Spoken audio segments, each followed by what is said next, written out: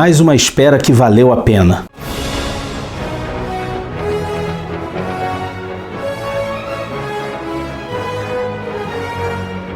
Olá! Bem-vindo ao Fantasma Brasil! Essa semana recebi aqui o encadernado da Mitos, com as histórias desenhadas por Jin Aparo. Se você não viu o nosso vídeo sobre Jin Aparo, eu vou deixar aqui em cima um link para você saber tudo o que precisa sobre a passagem de Jin Aparo pelo Fantasma. Nesse nosso vídeo a gente vai falar especificamente do encadernado que a Mitos mandou pra gente e que tá realmente assim muito bacana. Primeiramente, vamos dar uma olhada na parte de fora, né, na apresentação do material. A Mitos já tem uma tradição de fazer ótimos encadernados e esse aqui não está fugindo à regra. A começar, né, a capa dura, como eles já tinham anunciado. A lombada, para a galera que gosta de lombadas, ele tem uma lombada que vai fazer par com Em Busca da Cidade Perdida, que foi o encadernado anterior.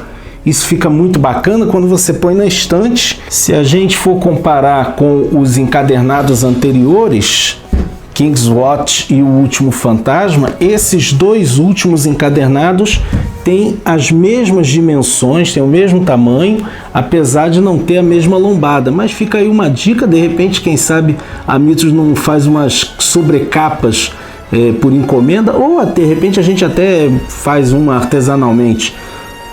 Tá aí uma ideia legal para o fim de semana.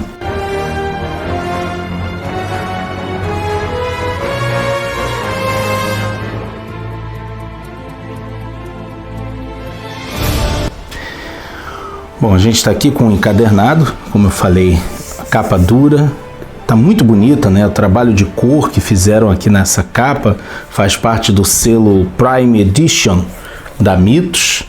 Temos aqui uma contracapa bacana, com um trabalho bacana aqui de fundo, né? Como eu disse para vocês, esse encadernado ele segue a mesma linha do encadernado anterior, com a história de Peter David Salveluto. A guarda da capa, né? Muito bacana.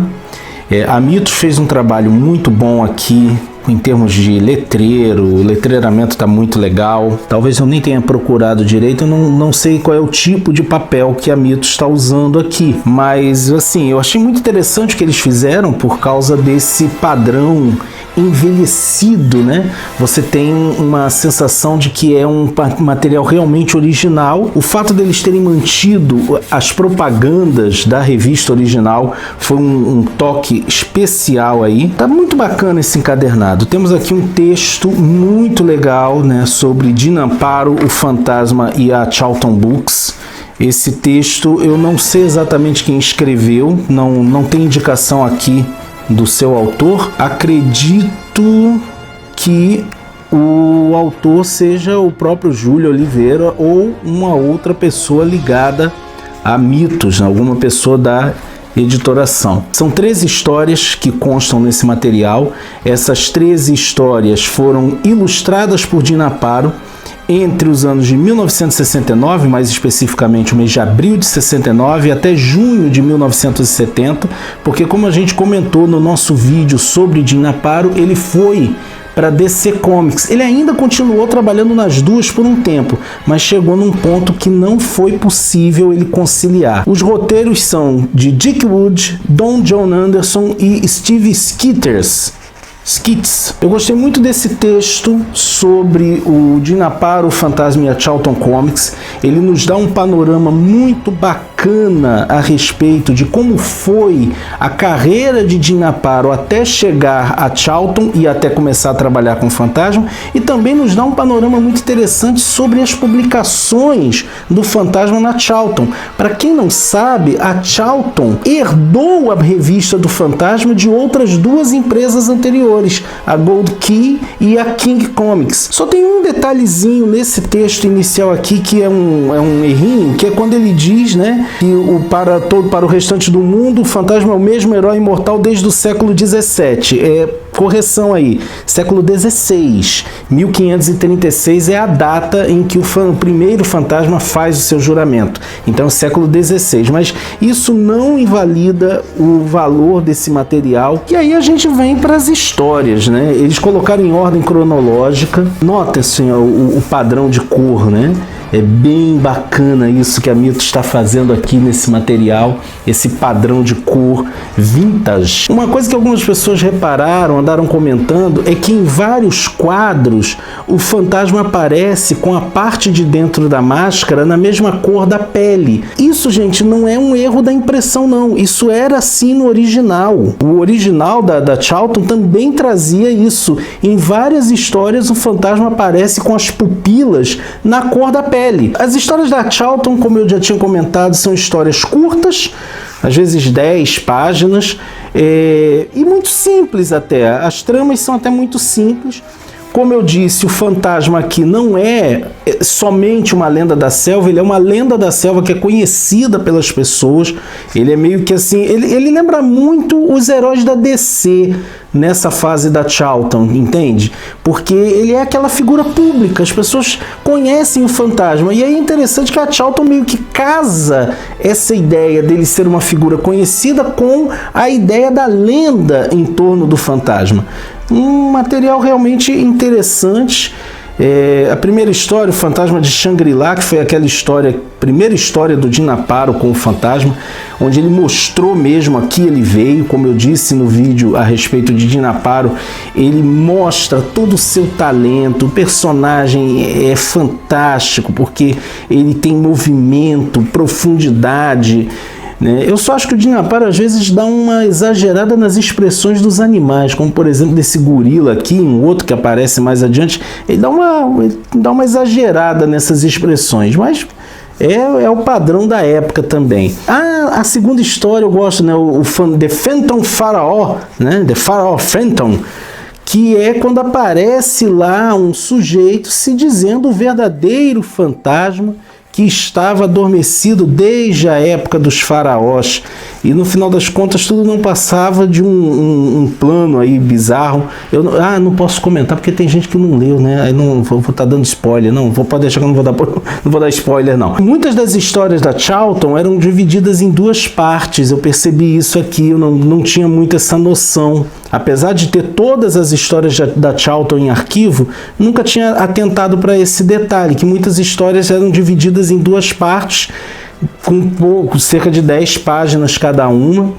Olha, gente, tá muito bonito esse encadernadão aqui da Mitos, né? Olha essa capa também. Tem umas histórias muito interessantes de tribos, assim, a Charlton nesse quesito enriqueceu a quantidade de lendas, a quantidade de tribos que fazem parte do universo do fantasma.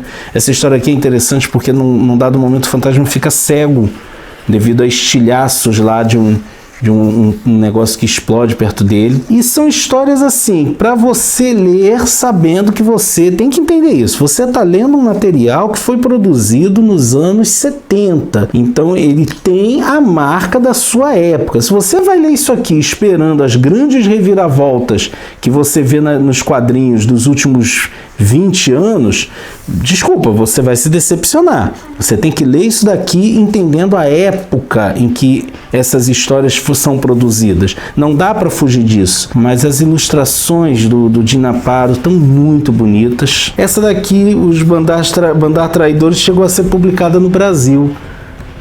Há muitos anos atrás. Foi uma das 3 histórias do Dina Paro que foi publicada anteriormente pela RGE, né? Temos aqui uma história interessante envolvendo questão de sequestro aéreo, e é interessante, né? Nos anos 60 e 70 você teve grandes sequestros, muitos sequestros de aviões, e aqui ele volta a trabalhar com essa ideia. É muito bacana, gente. Assim, o material que a Mitos está trazendo, vocês estão vendo aí a coloração, muito bacaninha. Aqui nós temos, né, a história, o traço de Dina Paro para mostrar a origem do fantasma, muito legal também. Uma edição muito bem cuidada, tá? O projeto editorial, o projeto gráfico da Mitos está simplesmente fantástico. A gente não pode deixar de falar do brinde, que é o Anel da Proteção do Fantasma, né? O Anel da Proteção está aqui, muito bacana, agora fazendo par com o Anel da Caveira, que veio no encadernado anterior, o encadernado Em Busca da Cidade Proibida.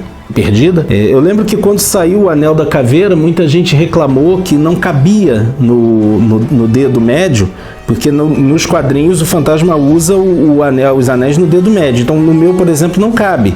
Eu fui tentar colocar, quase que não consigo tirar. Então eu sou obrigado a colocar no anelar. Mas o Anel da Proteção, a Mitos fez num número maior, então ele cabe no dedo anelar. Então é um negócio assim muito bacana para o colecionador. Como disse a Joana Rosa lá no início do ano, o que a Mitos quer é que nós tenhamos os perfeitos itens colecionáveis do fantasma. Se você ainda não comprou o seu encadernado do Dinaparo, você pode fazer isso pelo link do Fantasma Brasil que se encontra na descrição do vídeo. Assim, além de adquirir um excelente material, você ainda vai estar ajudando o nosso canalzinho a prosseguir com o seu trabalho. Tenho que parabenizar a Mitos por esse material que ficou realmente muito bacana, ficou muito bom, e agradecer a ela pela parceria que tem dado pra gente, pelo apoio que tem dado ao nosso canal. Se você gostou desse vídeo, não deixa de curti-lo e compartilhá-lo nas redes sociais. Se você ainda não é inscrito no canal, não deixa de se inscrever não, hein? Ativa o sininho, assim você fica por dentro de tudo o que acontece no fascinante universo do espírito que anda, ok?